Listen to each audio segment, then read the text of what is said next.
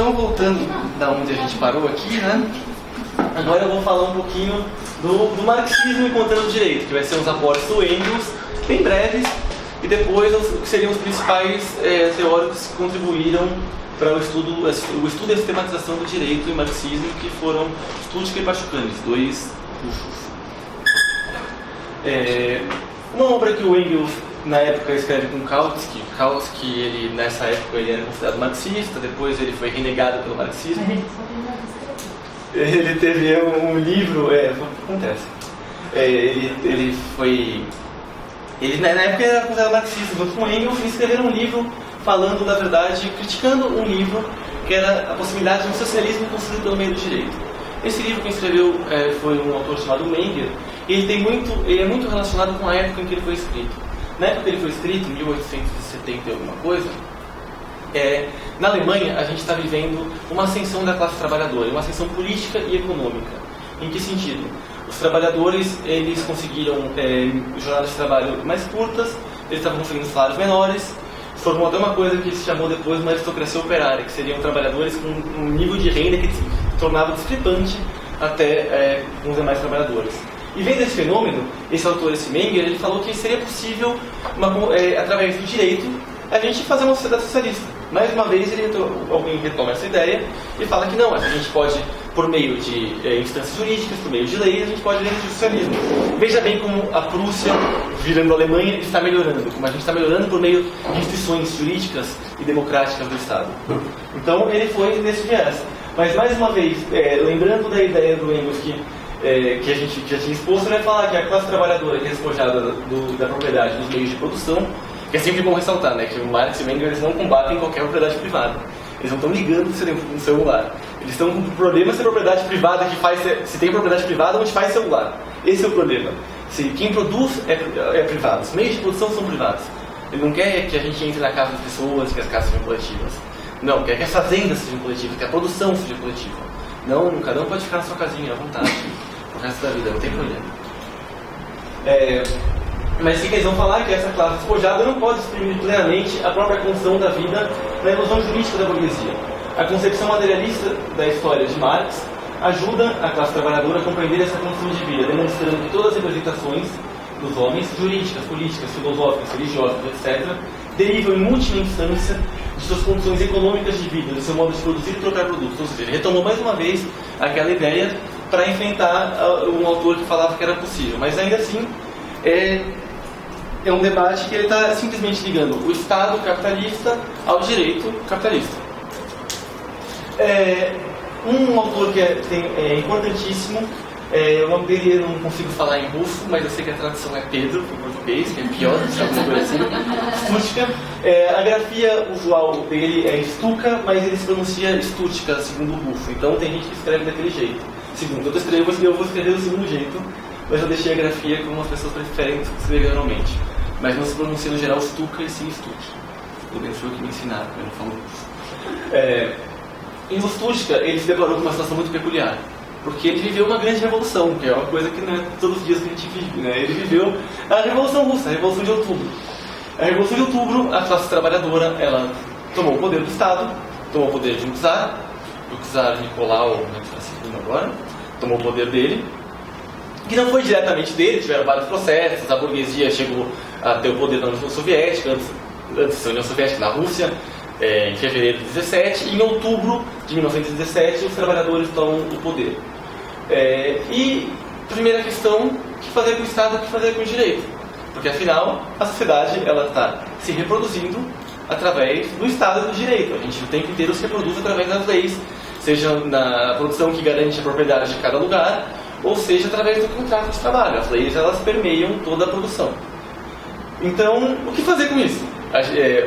Como marxista, ele sabia que é legal, a gente está no estado de transição, a gente não está no comunismo. No comunismo a gente não pode ter o direito, a gente não pode ter o Estado, porque eles estão relacionados a um poder de uma classe sobre a outra. Se a gente não quer ter classe, a gente não quer que um explore o trabalho do outro, que um não trabalhe e o outro trabalhe, se a gente não quer que isso aconteça, a gente não pode ter Estado nem direito, senão sempre vai continuar existindo. Isso é o que estava na cabeça dele. Tudo bem, mas e na transição? O que a gente vai fazer na transição? Ele foi nomeado eleito pelo Comitê Central do Partido Bolchevique Russo, né, o Partido dos Trabalhadores que toma o poder. Foi eleito comissário do povo para a justiça, que seria um equivalente a um ministro da justiça dentro de um Estado convencional burguês. E ele começou a sistematizar o método marxista, e a obra que a gente não está aqui o nome, ela vai estar no slide seguinte, porque aparentemente está faltando. E o que ele vai fazer? Ele tem milhares de obras do Marx na frente dele, e uma obra que chama muita atenção dele pelos escritos, pela produção teórica dele, é a questão judaica. Então ele vai ver justamente a declaração dos direitos humanos, dos direitos do cidadão, que o Marx tinha analisado, e vai falar que ele é um documento mais totalmente original da Revolução Francesa, justamente porque ele é o direito burguês, ele é a sistematização inicial do direito burguês. O que seria o direito burguês? Do que seria isso de acabar com os privilégios de uma classe antiga, que não dominava, para uma outra classe passar a dominar. Então você tinha que ter uma liberdade, você tinha que todos serem formalmente e aparentemente iguais. Porque você não podia ter privilégios justamente como tinha antes, você não podia ter sucessões na nobreza, você tinha que mudar esse modo de produção justamente para você ser todos iguais e para uma classe diferente dominar, não mais dominar com base na dominação anterior. Então, o que é o mais interessante dessa primeira análise dele é que o direito natural do burguês é, porém, o direito inviolável da propriedade privada, na mesma linha do que o Marx tinha falado, que a Revolução Burguesa elevou a condição de lei, tal como o senhor feudal acreditava ser inviolável e sagrado o seu direito feudal. Então, nessa visão do autor, o direito está atrelado diretamente à garantia do poder.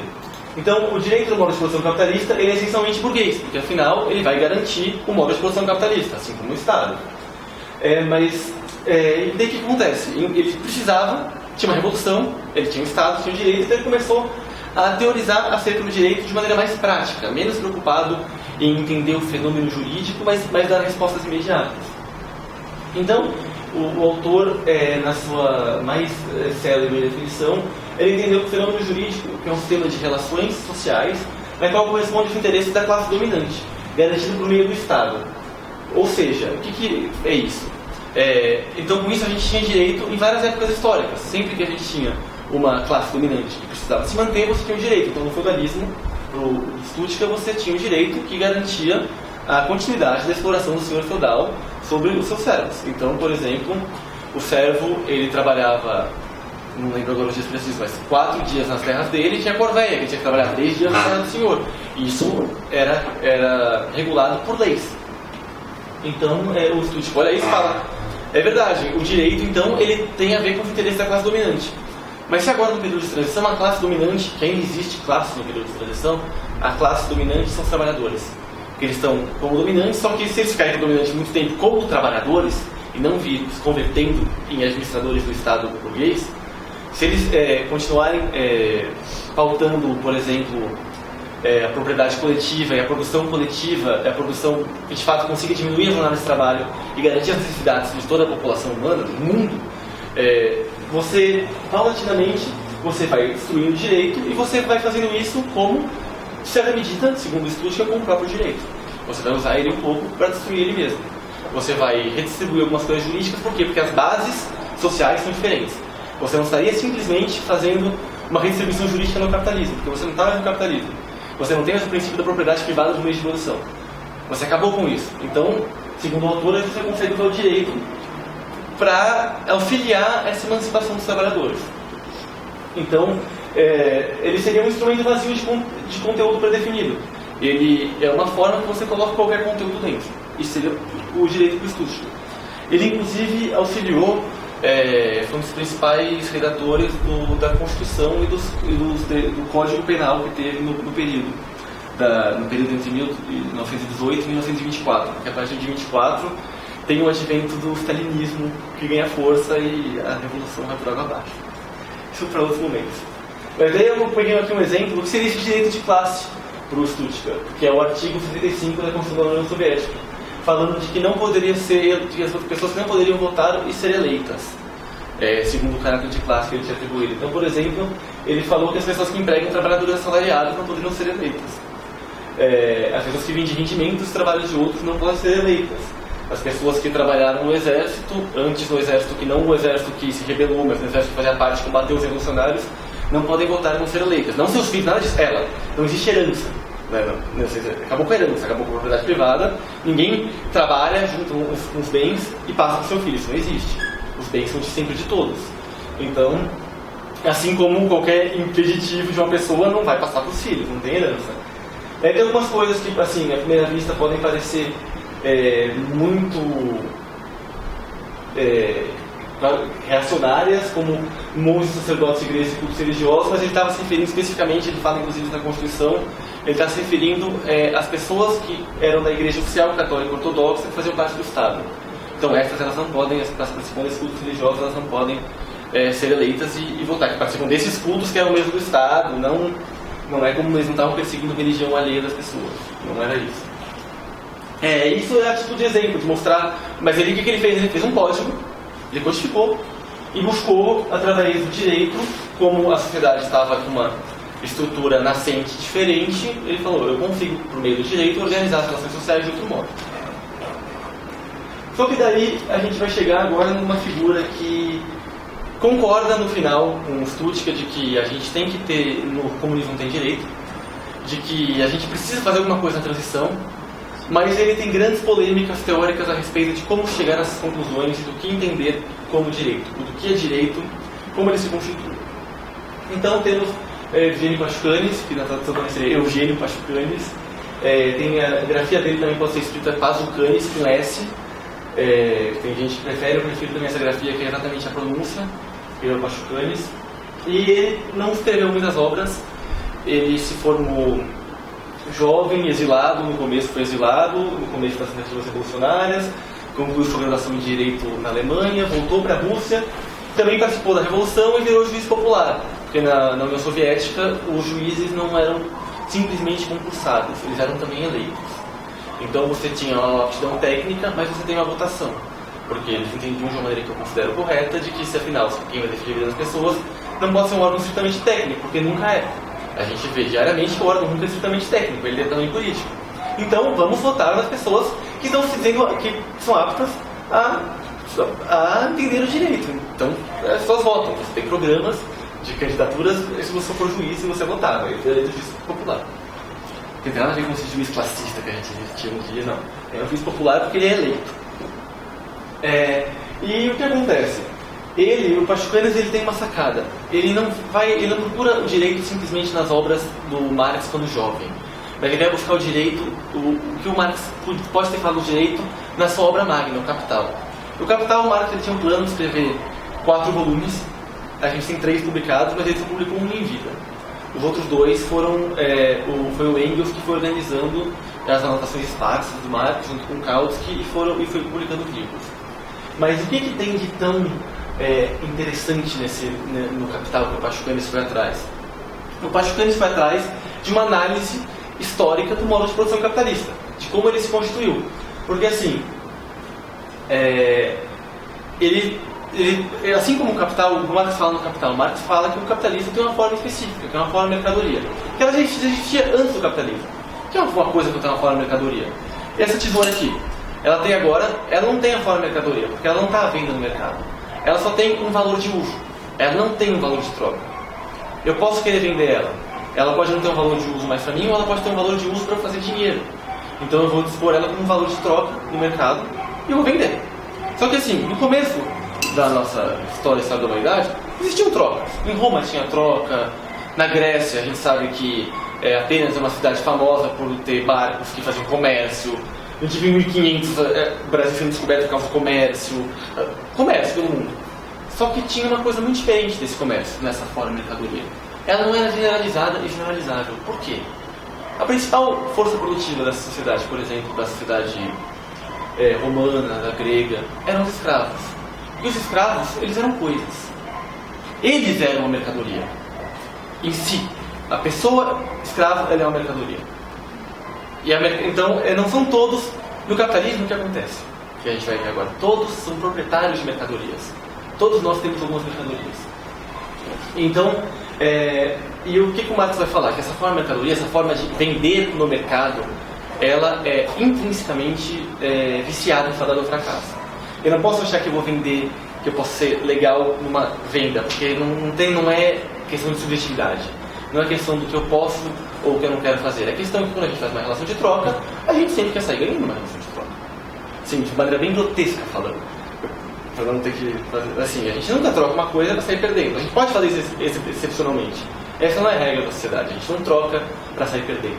A gente nunca troca para sair perdendo. E ao mesmo tempo que a gente é pautado pelas trocas.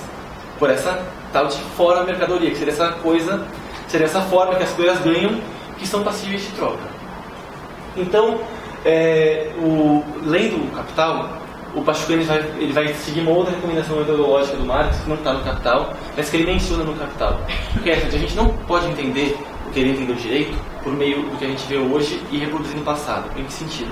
A gente não pode olhar as correntes positivistas, o pós-positivismo, falar esse direito e buscar os elementos que eles falam que é direito e buscar em toda a história. Porque a gente acha.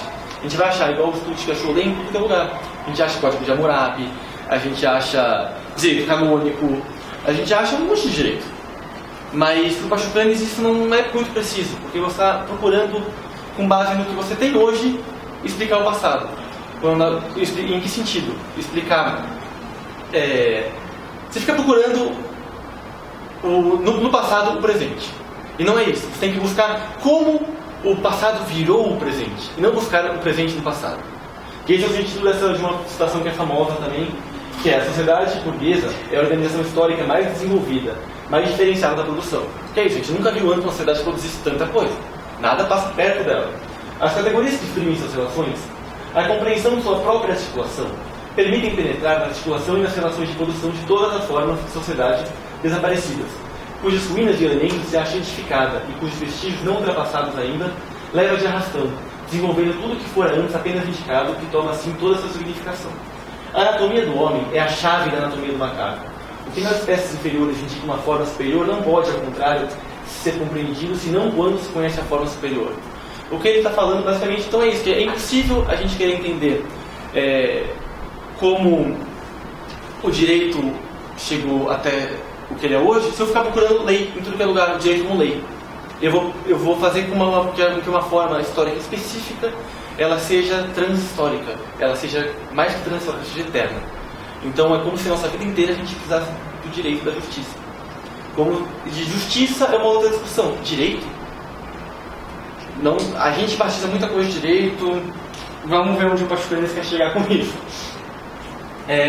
Então ele vai analisar, por exemplo, que algumas coisas, segundo o Pachucanes, ele vai questionar a relação de direito. E por que ele vai questionar a relação de direito? Porque a gente não pode, segundo ele, fazer o que os outros fizeram, os outros marxistas fizeram, simplesmente olhar o conteúdo do direito, olhar o que o direito está expressando. Porque essa não foi a análise que o Marx fez no Capital. Ele não olhou o conteúdo da mercadoria, ele não olhou o que a mercadoria era. Para ele, era indiferente do que a mercadoria era, porque ela tinha a forma mercadoria. E o Pachucanes, ele vai buscar essa forma mercadoria. Como ele vai buscar essa forma mercadoria?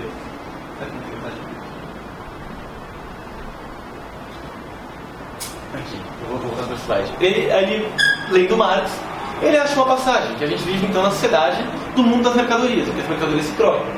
Só que as mercadorias não podem ir ao mercado por si mesmas se trocar-se. Elas não se trocam sozinhas. Temos, portanto, de nos voltar para seus guardiões, os possuidores de mercadorias. Ou seja, quem vai lá e troca, porque eles são coisas, elas são coisas, e por isso não podem impor resistência ao homem. Para relacionar essas coisas umas com as outras, como mercadorias, seus guardiões têm que estabelecer relações uns com os outros, como pessoas cuja vontade reside nessas coisas, e que agir de modo tal que um só pode se apropriar da mercadoria alheia e alienar a sua própria mercadoria em concordância com a vontade do outro, portanto, por meio de um ato de vontade comum a ambos. Eles têm, portanto, que se reconhecer mutuamente como proprietários privados.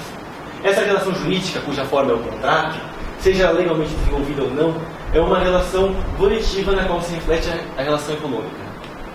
Então, embaixo do economista pensou, então o que está acontecendo aqui? O que está acontecendo é que na troca de mercadorias, quando eu troco, sei lá, em Roma, eu trocava um escravo por, sei lá, por um monte de comida. Por exemplo, um monte de produção, assim, se vendo de escravo, troca escravo por comida. Eu troquei porque eu reconheci que ele é igual a mim. Senão não podia trocar. Senão por que eu troco? Eu não roubo. Se eu acho que ele é diferente de mim, eu posso roubá-lo. Eu vou lá, agrido, roubo. Se for melhor que ele, eu posso roubar. Não, a gente é igual. Se a gente é igual, a gente tem que trocar, a gente tem que estar de acordo. Tá, mas legal, a troca existia antes, então o direito existia antes. Tinha direito romano, tanto que ele falava de troca também, então tinha direito antes. O Pachucanes vai falar não. Porque assim como o Marx está falando do Capital, não é simplesmente a troca existir. Tem que ter uma troca específica. Porque o que acontece? A gente está falando que o importante é a produção social, a produção material, a produção intelectual da sociedade.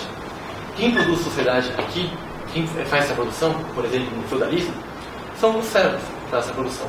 Eles não escolhem a produção, eles não têm bens. O senhor feudal, por exemplo, ele não é dono do feudo. Para passar a herança no feudo, era um processo que o rei passava, ele não tinha propriedade do feudo, ele tinha usufruto do feudo. O senhor feudal, por exemplo. Só que no capitalismo, não só as pessoas elas têm a fábrica, a propriedade da fábrica, como o trabalhador, eles param de ser uma coisa. O trabalhador antes do capitalismo, em Roma, por exemplo, ele era um escravo. O trabalhador é uma coisa, o trabalhador não tem sujeito de direitos. O trabalhador, ele é um ser sem sujeito de direitos, ele é uma coisa. Mas ele trabalha, ele produz, mas ele não tem direitos, porque ele é uma coisa. Ele é inclusive, disciplinado pelo direito das coisas como qualquer outra coisa. Mas no capitalismo, todo mundo pode ser proprietário. Por quê? Eu tenho a mercadoria, todo mundo tem a mercadoria, que é a nossa capacidade de trabalhar, que o Marx chama de força de trabalho. Então a gente, como trabalhador, a gente não tem nenhuma... A gente vive num mundo que todo mundo tem mercadorias, um mundo pautado pelas mercadorias, por essa coisa de vender. Só que ao mesmo tempo a gente não tem muitas mercadorias, mas a gente tem uma que a gente pode vender, que é a força de trabalho. E como é que a gente vende essa força de trabalho? Que é essa capacidade de trabalhar através de um contrato. Então o Pachucanes começa a perceber que antes esse direito ele era estritamente ligado às trocas, ele era incipiente, ele era um direito nascente, porque ele está ligado justamente a sempre a ideia de trocar, a sempre a ideia de garantir a troca. Só que não é tudo trocável, porque não são todos donos de mercadoria, não são todos que podem trocar as coisas. O escravo não pode trocar nada com ninguém. No máximo vai trocar alguma coisa com um outro escravo ali na clandestinidade, ele não pode trocar, ele não pode ter nada, ele é uma coisa. Meu computador não pode trocar nada com ninguém. Da mesma maneira o escravo não podia trocar nada com ninguém. Só que as pessoas pararam de deixaram de ser escravizadas. E ao mesmo tempo que foi o que eu tinha comentado, as pessoas se tornaram livres, num duplo sentido. Elas se tornaram livres para fazer o que elas quiserem. Elas são proprietárias delas mesmas. Só que ao mesmo tempo elas são livres do meio de produção. Elas não têm como garantir a própria subsistência. Então, nesse meio tempo, o contrato, que é essa coisa da vontade, que já existia, ele passa a englobar mais uma coisa, que seria a pessoa, não a pessoa como um todo, que antes englobava, ela era uma coisa, mas agora um pedaço que a gente pode vender, que a gente pode supostamente escolher vender ou não, seria a força de trabalho.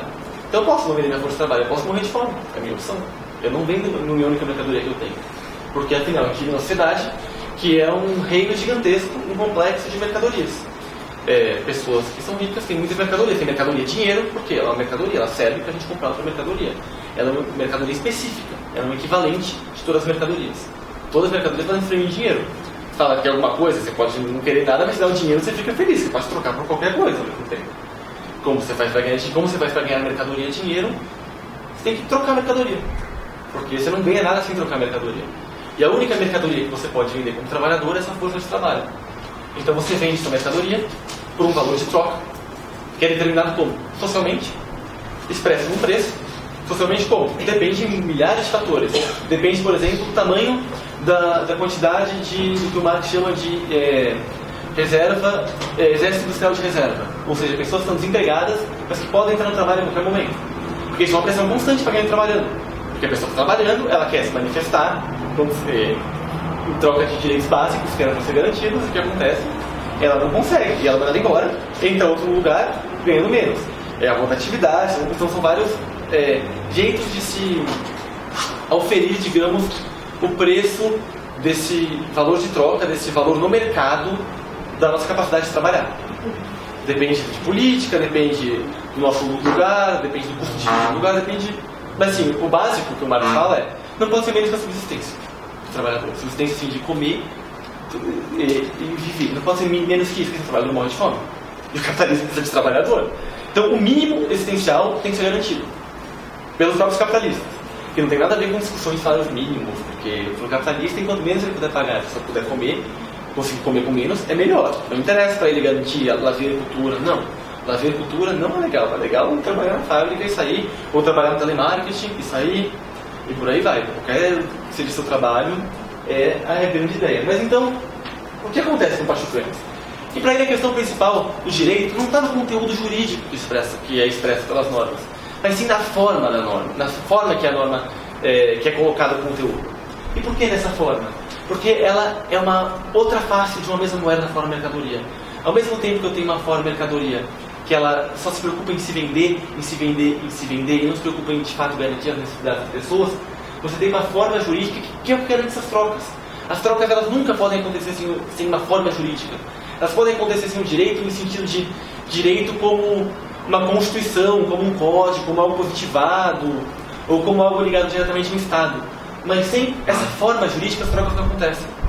Então o Pachucanes ele vai falar que em Roma você não tinha direito, você tinha forma jurídica.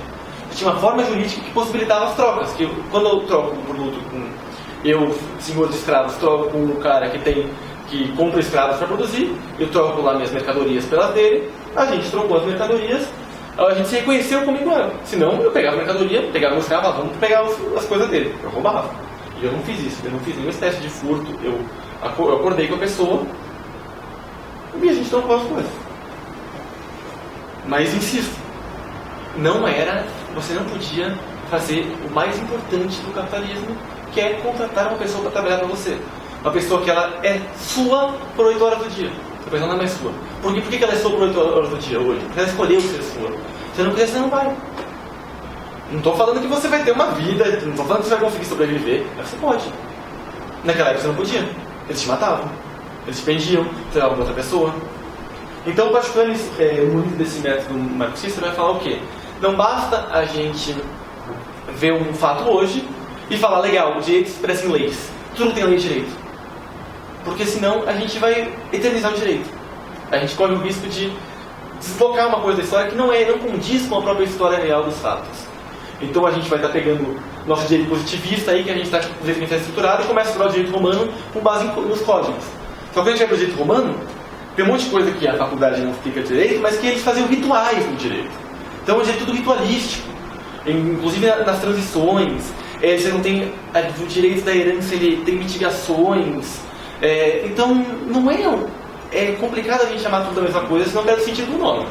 E esse é o ponto do Pachucanes. Se a gente chamar tudo de direito, qualquer ordenamento de qualquer lei, qualquer tentativa de organizar a sociedade com direito, isso vai ser preocupante, porque daí a gente vai estar meio que pressupondo sempre uma classe dominando, uma classe que precisa garantir essa dominação, que é o que ele falou, o Stuttgart falou, só que o Stuttgart falava, não, no futuro, no comunismo a gente não vai ter direito.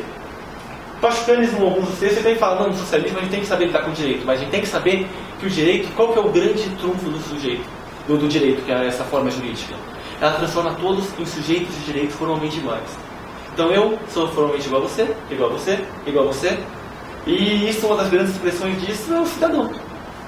É o cidadão, porque no cidadão, no direito ao voto, você vota, o seu voto é igual ao do voto do equibatista. Olha como o sistema é justo. Está todo mundo votando igual. Por que o voto não dá diferente nunca? Por que as pessoas são eleitas falando que não são políticas e falando que são administradoras? Como é que isso acontece? Se a pessoa faz política há 15 anos. Como é que isso se dá? É simplesmente... o quê? Mas como é que a ideologia dominante ela se reproduz, ela se garante? Fundamentalmente através do direito. Inclusive nessa ideia de ideologia, depois, quem tiver interesse pode continuar lendo coisas relacionadas a isso. Tem um texto de uma pessoa que eu não sou muito fã, mas é um texto bom, que é de um autor que se chama Louis Althusser, que é Aparelhos Ideológicos de Estado. Ele vai falar mais ou menos disso, ele vai englobar esses aparelhos ideológicos seriam como o Estado garante essa dominação. E o direito é assim, fundamental nesse processo. O direito como ordem positivada agora, não simplesmente como forma jurídica. Porque é isso, a forma jurídica, insisto mais uma vez, ela existia antes, só que ela não era generalizada e generalizável. Então, o que acontece é que ela não era um sujeito de direito. O sujeito de direito era uma parcela muito restrita da sociedade. E com a ideia de que todo mundo é sujeito de direito, o que acontece é que você tem essa ilusão de que todo mundo é igual e todo mundo pode mudar o mundo porque todo mundo é igual. Então basta, por exemplo, basta eu me candidatar a alguma coisa no parlamento porque todo mundo é igual. É possível se todo mundo é igual. Só que essa igualdade, como ela foi sendo demonstrada, ela é falsa. Ela só favorece especificamente um Estado. Então, assim, e essa é a grande questão da forma jurídica. Ela vai, por exemplo, no contrato de trabalho, que é o mais importante assim, para o Pachucanes, que é o direito que ele vê o negócio, essa transformação do direito acontecendo, então seria no contrato de trabalho. E por quê? Além dessa afinidade de você ter essa produção, de você ser necessário porque é o que você é o meio que você garante sua vida, ela ao mesmo tempo é o jeito que faz mais tudo sumir das possibilidades de emancipação. Por exemplo, os direitos trabalhistas. Os direitos trabalhistas, eu quero acabar com os direitos trabalhistas? Óbvio que não. Ele garante que a classe trabalhadora não trabalha na miséria o tempo inteiro. Só que ao mesmo tempo, onde pode chegar o direito trabalhista? Até onde ele é capaz de garantir uma proteção? Seria um direito que ele privilegia o trabalhador, pela própria característica dele, só que ao mesmo tempo esse direito como uma forma que antecede o direito quando a torna todos nós iguais, todos nós como relativamente iguais, como se a gente estivesse na mesma posição social. Como é que a gente vai lidar com isso? Porque é isso que acontece quando chega no judiciário. E como é que é convertido o direito? Quais são os nossos direitos? Indenização. Então vem indenização. Tudo é medido à base do dinheiro. Então, eu trabalho, eu não posso ter direito à minha propriedade do meu bem de produção. Eu processo para ganhar meus direitos trabalhistas, eu recebo um dinheiro, vai me fazer o quê? Eu sobreviver por um período de tempo, depois tenho que voltar a trabalhar. Eu aguentei que voltar a trabalhar. Eu estou ganhando um pouquinho do que não foi pago para mim. Mas em nenhum momento eu estou conseguindo combater isso. Ele poderia ser usado para mudar o sistema. O direito? Tipo, a indenização ela vai servir para resolver a situação daquele trabalhador, mas terá um monte que... Então, mas além disso, por exemplo, o direito, a gente tem na nossa Constituição direito a um monte de coisa. Por que eles não se efetivam, simplesmente? Será que é como o estudo que eu estava falando, que é simplesmente porque a burguesia domina e ela não quer garantir aqueles direitos? Ou será que o buraco é mais embaixo? Ou será que essa forma de tratar de direitos, da gente tratar como todo mundo igual e ao mesmo tempo um pouquinho diferente, tentar mitigar um pouquinho ali, tentar fazer conflitos de princípios, será que isso vai resolver? Por exemplo, greve dos metroviários de 2014. O TRT ele fez uma decisão em que ele está analisando princípios. E os princípios, eu nunca vi o princípio do direito de greve ganhar. Se alguém já me viu o direito de greve ganhar com princípio, eu quero, por favor, me conta, eu vou ficar muito feliz. Porque ele sempre perde. Perde para todos. Perde para a circulação das pessoas, ele perde para qualquer coisa que aparecer. Você não pode fazer ato porque passa ambulância, até entendi. Mas algum ato com característica X, ele pode. E não é simplesmente porque a classe está dominando. É uma relação que ela não surgiu com a burguesia. Essa que é o importante. É uma relação que não é simplesmente ordenar a sociedade, o direito. O direito não é quem garante. Quem garante ordenar a sociedade é a política. A política ordena a sociedade, não é o direito. A gente viu agora, de novo, o Renan não foi embora. Por quê? Porque é política. Ele falou, não vou sair daqui. Mas, ao mesmo tempo, pra gente, pros trabalhadores, o direito não é político. O direito não dá pra garantir a política no direito. A gente só consegue apanhar no direito. E é isso que o Pachucanes ele tenta demonstrar um pouco. Então ele tenta demonstrar como o direito, sei lá, escolas sem partido. É um negócio técnico, que está falando que todo mundo é igual, então ninguém pode ter partido, ninguém pode falar de política. Como se qualquer exposição não fosse essencialmente política. Como se eu pudesse chegar aqui para vocês e falar de direitos humanos sem ter uma posição definida, por exemplo, a homofobia, sem me deslocar do mundo. Isso não existe. E ao mesmo tempo é isso que eles tentam fazer. Por que eles conseguem e a gente não consegue? E é essa a questão do Pachucanes. Não é simplesmente porque eles dominam, mas é que a gente está querendo se basear numa lógica errada. A lógica do direito é uma lógica de nos tornar formalmente iguais, sujeitos dos mesmos direitos. Por mais que a gente faça categorias, ela é essa lógica. É uma lógica que ela é pautada também pelo dinheiro, no geral. Tudo é convertido em indenização. Então, assim, eu não estou dizendo que uma sociedade comunista não vai ter um ordenamento. Você pode até ter lei, eventualmente. Não é necessariamente uma lei lato sensu ali. O problema são leis que o Pacho Canis até brinca de leis jurídicas.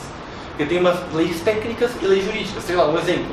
A gente tem que saber operacionalizar uma máquina específica. A gente tem que seguir um certo regulamento, umas regras para operacionalizar uma máquina.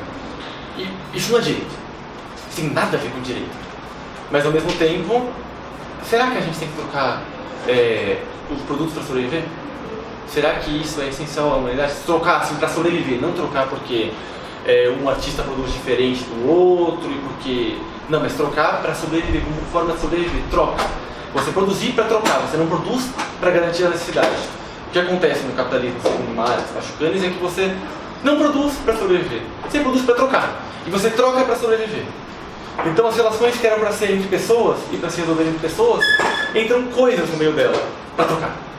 Então a gente, em vez de se preocupar em reduzir, em acabar com a desigualdade social, a gente pensa em produzir para acabar com a desigualdade social. Quando, em termos de produção, a gente já tem coisa para mais que o mundo inteiro. E isso é suficiente. Mas, na prática, o capitalismo não é. Lógico. Então, assim, não é como se a gente negasse os direitos. Eu não tenho em nenhum momento uma pessoa que faz essa leitura, uma leitura de que o direito não é a salvação e de que o direito é premiado com uma forma jurídica que essencialmente garante com que a gente seja considerado como igual quando a gente não é igual, a gente é essencialmente diferente. A gente não pode simplesmente negar os direitos. Esse não é o papel de um marxista, negar a realidade. Ou seja, eu não vou falar que a gente tem por exemplo, trabalhadores lutando por uma melhoria salarial fazendo uma greve.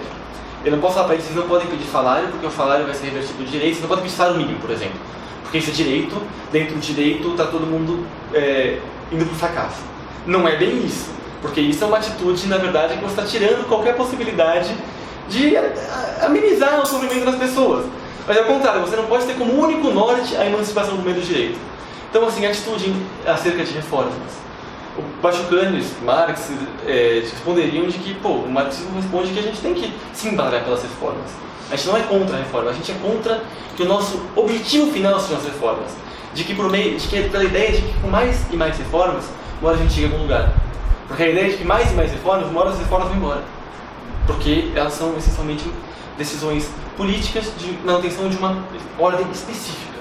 Então, o que seria o caso agora, que a gente está vendo tudo que a gente está vendo da política. A gente garantiu, a Constituição foi feita em outra conjuntura, uma conjuntura que ela ainda ela não era mais desfavorável, mas era muito favorável que está hoje. E agora a gente vê todas as nossas reformas indo por água abaixo, porque elas eram garantidas simplesmente pelo direito. Simplesmente de uma forma que quer mais que todo mundo seja igual. E não que a gente possa exercer as nossas diferenças e que a gente possa ter uma vida plenamente humana, digamos assim. Eu tenho uma dúvida. Eu ouço muito esse discurso. Eu, por exemplo, eu acho que meio que assim, como que eu vou dizer, provisoriamente eu acho que o direito não serve para nada mesmo, para nada, nem como mínimo potencial de justiça, como nada. Porque, por exemplo, o Marx mesmo, ele vivia e fazia marxismo e ele não tinha nenhum outro tipo de coisa. Por exemplo, não tinha um outro emprego e era marxista e tinha os ideais dele revolucionários. Quem fez a Revolução Russa, eu imagino, pelo que eu li de Revolução Russa, os revolucionários, as pessoas que fazem, eles são por si só e primeiramente revolucionários. Porque senão a gente fica acadêmico, ficar falando de marxismo e ser defensor público e sermos juízes e sermos promotores. Será que a gente não está perdendo tempo com isso? Às vezes não fazer a revolução, falando de fazer a revolução. Entendeu? Às vezes não pode ser isso, não pode estar acontecendo isso. Você deu uma pergunta pra mim que eu tenho que concordar com você, pode, com certeza. E na verdade, sim, é uma coisa muito de entender. E é difícil, né, a gente ter essa coragem? Não, é difícil, é muito difícil. Você fala, agora eu sou do partido assim, mesmo. E nada garante, você não tem nada que te garanta, primeiro, um sucesso. Na verdade, a grande chance, por exemplo, eu sou militante de um partido político e ao mesmo tempo eu sei que eu provavelmente vou morrer sem ver o que eu quero ver. E apesar de dedicar minha vida para isso. Só que ao mesmo tempo também, que é aquela coisa, eu não acho que um juiz possa... um juiz marxista tem algumas polêmicas entre a posição que ocupa, né? Mas é o que a gente estava comentando agora no intervalo. Um defensor público, apesar de ele estar ligado ao Estado, ele tem um pouco mais de possibilidade de pelo menos defender quem não ia ser defendido pelo capitalismo. O capitalismo só estava triturando. Então agora você consegue fazer uma resistência. Mas a grande questão que eu acho imprescindível, pelo menos para o marxismo, para a minha visão de mundo, essa resistência não é capaz, ela é totalmente incapaz de garantir que isso vai parar de acontecer. Isso, você só vai estar enxugando gelo. O direito é um eterno enxugando gelo. Mas não quer dizer que a gente tem que parar de enxugar gelo. Essa é a grande polêmica, assim. Não quer dizer que você vai largar de enxugar gelo, porque senão vai todo mundo refogado. Mas tem que dar um jeito pro gelo parar de escorrer, parar de vir, parar de ter uma máquina de gelo, cair no gelo e o povo ficar enxugando. Porque senão vai continuar parar nunca de enxugar por meio do direito. Por meio de transformações jurídicas, por meio de ir no Congresso e fazer leis. Porque a parte 1 é que assim, cláusula pétrea, quem garante a cláusula pétrea? A parte 2, supondo que a cláusula pétrea fosse garantida. Nossa Constituição, ela ainda, um dos fundamentos dela é a propriedade privada, da ordem econômica é a propriedade privada. Por mais que tenha a função social da propriedade, ela vai ser sempre mitigada em relação à propriedade privada. Sempre nos casos de abuso. Só que no marxismo, o abuso existe na propriedade privada do meio de produção. Porque não é um abuso só quando você não produz, deixar ela improdutiva. É um abuso quando você contrata pessoas para trabalhar para você enriquecer. Isso é um abuso do marxismo. Então, assim, o buraco é bem mais embaixo mesmo em relação ao marxismo. Eu consegui ser mais ou menos claro? Sim, alguma coisa? Mas provocação mesmo, porque não tem resposta. Resposta é tipo Difícil. Então,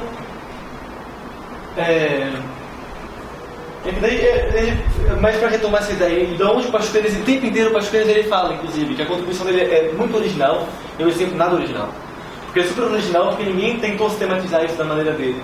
Mas não é nada original porque ele foi um bom leitor de Marx, do Capital, do livro que eu deixei de tratar justamente por causa dessas referências. Então, o que o Marx vai falar, para transformar o dinheiro em capital, o possuidor de dinheiro tem, portanto, de encontrar no mercado de mercadorias o trabalhador livre, e livre em dois sentidos. Ser uma pessoa livre que dispõe da sua força de trabalho como sua mercadoria, ele é proprietário da força de trabalho, da capacidade de trabalhar dele, e por outro lado, é alguém que não tem nenhuma outra mercadoria para vender, livre e solto, carecendo absolutamente de todas as coisas necessárias à realização de sua força de trabalho. Então, ou seja, ele tem uma força de trabalho, ele tem uma capacidade de trabalhar absurda, mas ele não tem o que fazer. A gente nasce hoje, vamos ter filhos e filhas por aí, eles vão nascer e falar, legal, o que a gente faz agora? Vai crescer, estudar no colégio, a gente se preocupa com o quê? Com ter o melhor mercado de trabalho. Com aquela história, vou trabalhar para conseguir viver depois. E não viver sendo trabalho uma coisa gratificante da nossa vida, mas a gente trabalha de maneira totalmente alienada. Foi inclusive um livro que infelizmente tive que pular, do Marx, de 1844, que chama Manuscritos Econômicos Filosóficos, que era manuscritos, né, realmente um livro, mas em que ele teoriza a respeito da alienação do trabalho. Em que essa ideia de que o trabalho, do modo como ele está no capitalismo, todos nós, em primeiro lugar, viramos seres humanos genéricos. Por quê? Porque a gente perde a nossa especificidade. Essa ideia dessa forma jurídica de tornados iguais, a gente não consegue ser quem a gente gostaria de ser pela nossa história. A gente não consegue tentar nossas potencialidades, porque a gente tem que estar trabalhando para sobreviver. Grande parte da população, 90, sei lá quantos por cento da população. E ao mesmo tempo, o trabalho das pessoas, ele se torna cada vez mais indiferenciado. Cada vez mais eu posso ter uma pessoa 10 dias para trabalhar e ela trabalha e operacionaliza aquilo normalmente. Então, cada vez menos é importante ter o fulano de tal para fazer tal função. Qualquer um consegue fazer a função. Então, a ideia é desumanizar cada vez mais os seres humanos para que a gente vire cada vez mais máquinas. Então, isso é uma das coisas que o Marx comenta na alienação, que é essa ideia. Você acorda, você vai trabalhar, você vira uma máquina no trabalho, você não necessariamente entende o que você está fazendo no trabalho. Eu, no judiciário, muitas vezes reproduzo decisões que eu não concordo, porque é o entendimento judiciário que eu posso fazer, sou um escrevente. Mesmo que eu fosse um juiz, não é poder, porque eu reverter minhas decisões depois, tem que seguir o que está sendo decidido. Então, as possibilidades, elas ficam bem, assim, quase inexistentes na realidade. Assim, as possibilidades jurídicas de uma emancipação. E daí, principalmente, porque é isso, você tem um trabalho que ele que eu queria ter tido tempo, honestamente, de feito uma perspectiva direitinho do Marx para chegar no Capital, explicar o Capital e conseguir explicar direitinho a alienação. Porque parece que é isso, que basta a gente diminuir as jornadas de trabalho, que está tudo bem. Mas não, a gente não pode produzir metade de uma coisa que a gente não sabe nem o que é, nem para que serve. A gente não pode ter a separação do trabalho intelectual do trabalho manual. O engenheiro, ele super teorizou tudo, mas ele não sabe mexer no diacho da máquina que junta dois pregos, porque ele fez o programa lá, mas ele não sabe onde é o botão que liga a máquina. Isso não é uma sociedade comunista, isso é inexistente. Isso faz parte da alienação e da divisão do trabalho. Não quer dizer que as pessoas, cada um vai fazer uma coisa. Mas tem uma frase que o Marx sempre fala também. E se eu quiser pescar de manhã, à tarde eu faço um trabalho que eu tenho que fazer umas 3 horas de limpeza em um lugar, e à noite se eu quiser ser crítico literário? Por que não? O que me impede de fazer isso? O que impede hoje é que a gente não pode nem pensar nisso. A gente tem que fazer o quê? Trocar coisas para sobreviver. A gente troca nosso trabalho para sobreviver. Nossa mercadoria, força de trabalho. Não nosso trabalho propriamente dito, né? Porque a gente é isso. A gente pega nossa mercadoria de volta e vai embora para casa. A gente vende ela um pouquinho e volta para casa. E faz isso sucessivamente. E daí, aqui foi o texto que eu tinha comentado anteriormente, que é justamente como o direito ele atuou logo no começo do capitalismo. E ele atuou prendendo as pessoas. E prendendo as pessoas como? As pessoas elas tiveram os enclosures, elas iam pegar a comida delas de graça, que ele dava na natureza, passaram a não poder pegar mais. Elas passaram a não querer trabalhar. Por que não querer trabalhar numa fábrica? Eu vou ficar aqui na rua, vendo de mendigagem. Não, vocês não podem ver de mendigagem, o Estado falou para as pessoas. Então instituíram leis que proibiam o que eles chamavam de vadiagem, e as pessoas eram presas. Justamente porque se ninguém trabalha, ninguém vai produzir lucro para mim. Então eu preciso que vocês trabalhem. Se eu prender todo mundo também, ninguém vai trabalhar. E aquele sempre é uma ideia de ele estar cumprindo um papel ali para regular até quantos estão desempregados e quantos não estão, né? O direito ele tem sempre um papel crucial, seja na demissão do trabalhador ou na prisão de um monte de trabalhador nada a ver, para regular o mercado de trabalho também. Quando tem muito desempregado quando tem pouco... quando tem muito desempregado, por exemplo, e os desempregados estão fazendo muita pressão, prende muitos desempregados, deixa eles presos. É uma alternativa. E ela serve o sistema. Então por isso que prisões arbitrárias, é difícil elas pararem de acontecer, por exemplo, dentro do capitalismo. Porque elas são úteis para o capitalismo. É útil para o capitalismo o racismo. O racismo faz com que trabalhadores negros e negras sejam mais baratos, por exemplo. Por que em telemarketing, onde tem mais pessoas LGBT, por exemplo, é justamente isso. Você pega uma pessoa que ela é invisibilizada e você se vale disso. Você não quer combater isso. Não é interessante combater isso e dar lucro. Dá lucro, a opressão dá lucro. Você paga mais barato o dia inteiro das pessoas, né? Então, ela lucra muito com a opressão. Então, daí assim conclui Pachucanes que o objetivo prático da mediação jurídica, dessa forma jurídica que dá origem ao direito, é o de dar garantias à marcha, mais ou menos livre, da produção e da reprodução social, que na sociedade de produção mercantil se operam formalmente através de uma série de contratos jurídicos privados. E sendo o mais importante desses contratos jurídicos, o contrato em que a gente vende a nossa força de trabalho. Então a ideia do Pachucanes é justamente, seguindo esse método do Marx, e seguindo a análise mais desenvolvida do Marx no Capital, de não simplesmente relacionar o direito, como você tinha perguntado, o direito do relacionado bem, mas como é que o direito é só porque o Estado é capitalista? Legal. Não é só isso. Não é só porque o direito é capitalista porque o Estado é capitalista, mas porque ele nasce de uma relação social da troca. O direito não existe, o direito ele nasce da troca, por causa da forma jurídica, que é o que faz a gente trocar. Porque é isso, o direito, retomando mais uma vez, não é a gente... Por que a gente não rouba as pessoas na rua? Isso é muito importante. Porque isso é toda uma filosofia kantiana que constrói tudo isso. Na época da ascensão da burguesia, ela constrói toda essa ideia de que a gente tem que falar a verdade nas trocas. Então, assim, óbvio que pode ter discrepância, o cara pode trabalhar para contratar 8 horas e no final acaba trabalhando 13. Mas mesmo que o capitalismo cumprisse os direitos dele, estaria havendo exploração, estaria havendo tudo igual do mesmo jeito. Só não estaria sendo tão violento. Estaria sendo mais sem dor. Mas ele pareceria mais imperceptível. Ele é até mais imperceptível em alguns países mais centrais do capitalismo. A gente, Brasil, país periférico do capitalismo, sente mais. A gente acaba sentindo mais essa super exploração, essa coisa do cara ser contratado 8 horas e trabalhar 12 e não se paga. E tá no trabalho, ficar essa vida inteira tentando conseguir esse dinheiro, 10 anos depois ela consegue. E o filho dela vai passar pela mesma coisa.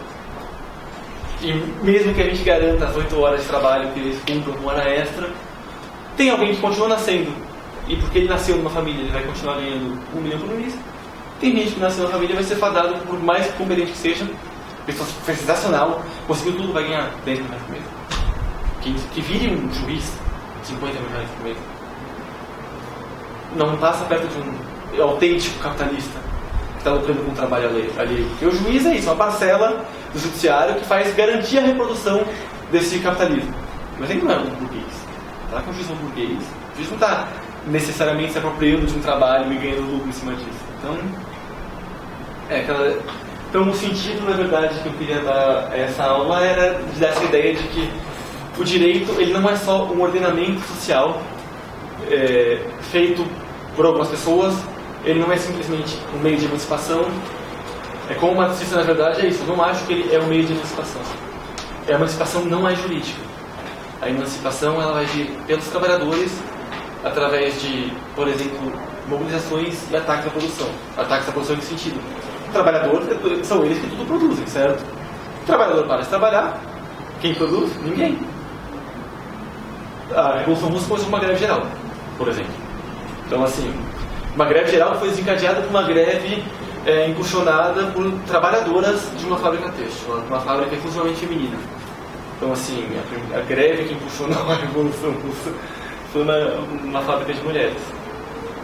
Pouca gente fala disso na história e é uma coisa que a galera fez questão de apagar na história. Principalmente as vertentes stalinistas, que gostam de contar mais ainda. A título de curiosidade, esse código de Constituição que eu mostrei da União Soviética, ela foi uma das pioneiras a criminalizar qualquer tipo de tentativa de criminalizar, por exemplo, relacionamentos homoafetivos. Ela acabou com a ideia de que a mulher era propriedade do homem. E tudo isso voltou em 1926 com o Stalin. Então, assim, foram coisas que não deram nada. Onde que tem isso? Tem o da Constituição, em si tem um link no PowerPoint. Depois eu vou disponibilizar o PowerPoint, tem um link dela em inglês, tem um link que uma galera traduziu. E o que eu conferi, a tradução estava legal. Eu conferi tudo. Como que é? Na época de Stalin, o que aconteceu? O que aconteceu As mulheres voltaram a ser consideradas pelo Código de Propriedade do Homem. Então elas não podiam se divorciar, por exemplo. Entre outras milhares de coisas. Assim. Entre o crime que o Pachucanes sofreu, o crime que o Pachucanes não produziu muito. A gente só tem esse livrinho dele, curto, de alguns artigos. Porque ele foi perseguido por Stalin.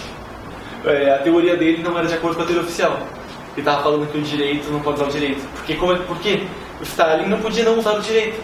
Ele precisava garantir o controle social. Ele precisava garantir... eu vou só para não entrar em outros assuntos, mas que ele acaba, o que ele fazendo, ele precisava do direito para garantir privilégio de outras pessoas. Troca. Na frente de troca.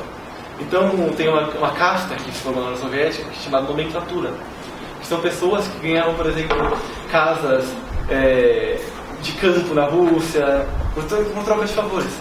Então todo um avanço inicial que existiu, ele foi por água abaixo com o stalinismo. Poderia aqui ficar falando 1000 horas de Revolução Russa. Mas não é. Então, de acordo com a teoria marxista, não é possível usar o direito nem para diminuir essa...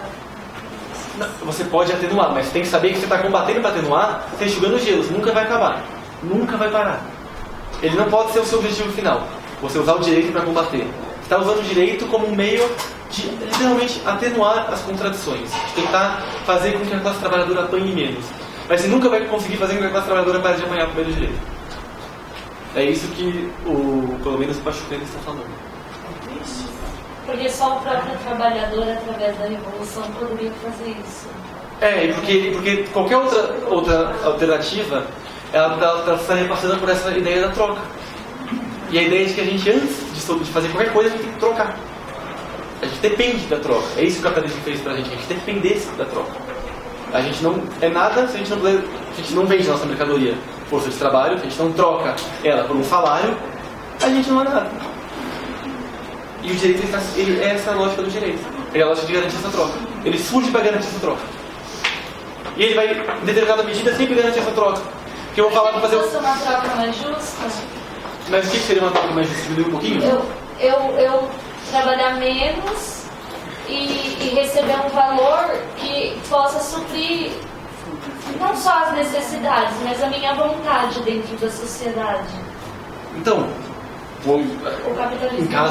em casos restritos, até você pode conseguir um aumento salarial de alguma coisa, mas um aumento salarial você ainda o que você vai fazer? Você vai ganhar um dinheiro, supondo, você diminui a jornada de trabalho para 4 horas e meia, mas você ainda trabalha para ganhar um dinheiro e trocar esse dinheiro por produtos no mercado. Você continua não trabalhando para a satisfação das pessoas. Você continua não pensando nas pessoas. Esse que é uma das chaves do capitalismo. As pessoas elas não estão colocadas na lógica dele. Apesar de serem pessoas que o operam, é uma lógica de coisas, é uma lógica de que a gente ganha dinheiro para ganhar a nossa vida. Então tudo bem, eu posso ganhar um pouco mais da vida? Posso. Mas nesse sentido, uma vez que o Marx fala, o capital aliena inclusive a burguesia. A burguesia seria melhor fora do capitalismo do que dentro dele. Só que como ela se vale disso, ela domina, eles não vão perceber isso, então a emancipação não está por aí. Mas a vida ideal da burguesia não é. Burguesia, é legal a burguesia ter que ficar andando no carro blindado na rua? Não é agradável, não é o sonho da burguesia. Só que como eles ainda estão dominando, eles conseguem. Eles se fazem justamente dessa lógica de dominação, de ganhar mais. Então, contratam o trabalhador, eu vou extrair o lucro, apesar de eu estar sofrendo, eu ainda domino alguém. Eu ainda não sou o excluído da sociedade. Então, tem essa lógica, mas assim, dá para trabalhadores ganharem bem? Em alguns países dá. Países capitalistas centrais, em que você produz coisas como, sei lá, turbina de avião, o carro da Volvo faz motor lá na Suécia, e em que você não tem que ficar fazendo coisas baratas para vender. Mas, em termos mundiais, e aí? Tem uma divisão que é social do trabalho, que é assim, por exemplo, no Brasil, a gente está condenado a vender commodities dentro da divisão social do trabalho, do capitalismo. E aí, como é que a gente vai melhorar a nossa qualidade de vida se a gente vende commodities? A gente vai fazer industrialização? E para a industrialização, a gente vai fazer o quê? Porque como é que se industrializa? Você junta dinheiro e você investe em maquinarias. Para o quê? Para ter retorno de dinheiro. Então, assim, é um buraco que está viciado em retornar para o dinheiro. Sempre na lógica do dinheiro. E aí no marxismo tem alguma parte dele que vai fazer uma análise do consumismo? Nossa, milhares. Porque assim, nós trabalhadores também, às vezes a gente se mata de trabalhar para conseguir algo que é útil, mas eu poderia ter escolhido, sei lá, hoje a gente tem marcas, a gente tem vários modelos. Então, tem vários marxistas que falam. É muita coisa assim. Muitos, assim, por exemplo, inclusive os marxistas eles vão mostrar, como David Harvey, que está bem em voga agora, até mais gente de uma mais antiga como Adorno e Horkheimer, eles vão analisar como a gente está numa sociedade de consumo. E o que a sociedade de consumo ela significa? Significa que as coisas elas se tornam que é o ideal, na verdade, que elas sejam supérfluas, para você poder consumir mais, para você comprar mais. Então o capitalismo é uma das formas dele fugir da crise, por exemplo. Ele não tem não tem produto para vender, todo mundo já tem roupa, já tem comida, tem uma geladeira que dura 20 anos, vamos fazer a geladeira estragar mais rápido, vamos fazer uma obsolescência programada nas coisas. Então a gente já tem tecnologia para lançar uma coisa mais avançada, mas a gente não lança, por quê? Para vender vários. Então a gente vende um celular por ano para as pessoas. A gente nunca coloca o máximo da capacidade tecnológica que a gente pode no negócio, por exemplo. Porque a gente está preocupado na satisfação das pessoas, a gente está preocupado em ter mais valor de troca, em ter mais dinheiro depois, no final da... A gente pensa que a gente vai... Se eu lançar um iPhone que durou 10 anos, eu vou quebrar.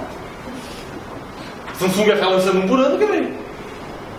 Ele fala, não, os capitalistas podem acordar por quê? Eles vão acordar e falar, não vou produzir mais.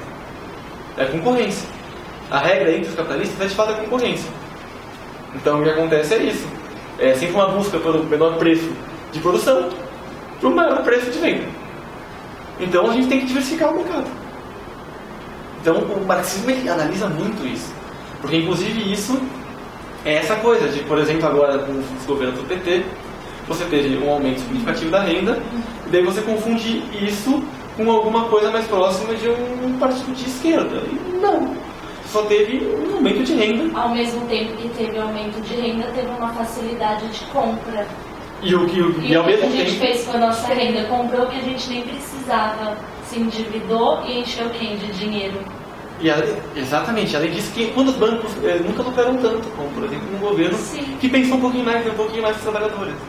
Então, é isso, depende, a gente na verdade está chorando por migalhas como trabalhador. Então é sempre uma busca por migalhas, para a gente pegar essas migalhas e trocar por outros produtos. E daí o que acontece? Os filósofos ligados ao capitalismo, os juristas ligados ao capitalismo, fazem a ideia de que isso foi eterno, né? Então, como as trocas sempre existiram, como tinha troca em Roma, quer dizer que Roma se pautava pela troca, por exemplo. Então não é verdade. O plebeu não trocava nada com ninguém para comer. Isso não é verdade. Isso eu comentei, de você fazer com que o período histórico que acontece hoje ele seja eterno. Ele se eterniza ele na história uma forma até de desonesta de resolver os problemas argumentativos. Fez uma teoria bonitinha lá, serviu. Quando na verdade não. O que a gente vê hoje e nesse estágio do capitalismo ainda é tudo mais quantidade, produtividade. Qualquer trabalho quase hoje é produtividade. Você não vender tanto, você está mandado embora. Você não faz tanto sentença, você está mandado embora. Para ganhar dinheiro como advogado, no geral, você tem que estar fazendo muitos processos, senão você é mandado embora. Para academia, para você ter espaço, tem que ter um lápis. Para ter um lápis, tem que ter 1 milhão de aulas, 1 milhão de artigos. Então, é tudo produtividade. Então, a gente é um sistema pautado pela troca e pela quantidade, e não pela qualidade. É excessivamente de quantidade e mais quantidades de lucro, e não necessariamente de qualidade de vida e qualidade das pessoas, como geral. Não que individualmente sempre tem. Os ricos são grandes exemplos disso. Por mais que está lá no blindado, o cara viaja, vai para qualquer lugar. Isso é legal. Deve ser. E acho que é isso. Deixa eu ver se tem mensagem. Não tem só uma bibliografia. Eu ia trazer também mais um autor, só que eu ia trazer um cara que foi traduzido agora recentemente em português, que é o Edelman. Esse cara, ele é francês, marxista, e ele também, numa obra que foi recentemente traduzida, que chama Legalização da Classe Operária, ele vai falar exatamente nessa linha pachucaniana de que a classe operária não existe como classe do direito. O que é isso? Ela não existe como classe nos termos do marxismo, como sujeito de potencial de emancipação humana, sujeito social coletivo, assim, né, como classe. Mas, na verdade, como indivíduos atomizados que trabalham e têm seus direitos violados alguma hora ou não. Então, por isso, por exemplo, o direito de greve, para mim, é sempre o grande exemplo do direito funcionando. Em qualquer lugar do mundo. O direito de greve, ele nunca é respeitado a codificação dele. Não importa o jeito que ele é, sempre vai ter categoria que não pode fazer greve, sempre tem momento que não pode fazer greve, sempre tem restrição ou pode fazer greve? Pode, mas você não pode fazer piquete. Mas você não pode entrar na fábrica, você não pode... Tem sempre milhares de restrições e que o próprio direito falou que não tinha.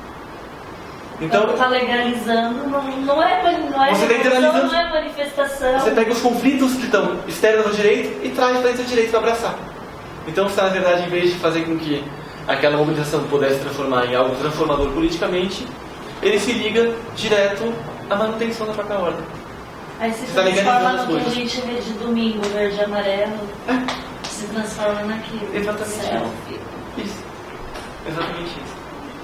Isso em grande escala. E é isso. Muito obrigado pela atenção. Se tiverem dúvida, sinta à vontade, encher de dúvida, mandar e-mail me xingando. Eu deixei meu e-mail ali no começo do slide para quem quiser mandar as coisas também. Se quiser me adicionar no Facebook, meu nome é Rodrigo Maluf, eu não sou parente do Maluf, mas tem nome, infelizmente, um marxista com uma Maluf, né? Que é para dar uma gracinha, mas... e, assim, infelizmente eu não consegui abordar algumas coisas como eu gostaria, com a profundidade que eu gostaria, mas espero ter dado para ter uma noção do que é o direito e o marxismo, o que o marxismo entende pelo direito. E é isso, muito obrigado.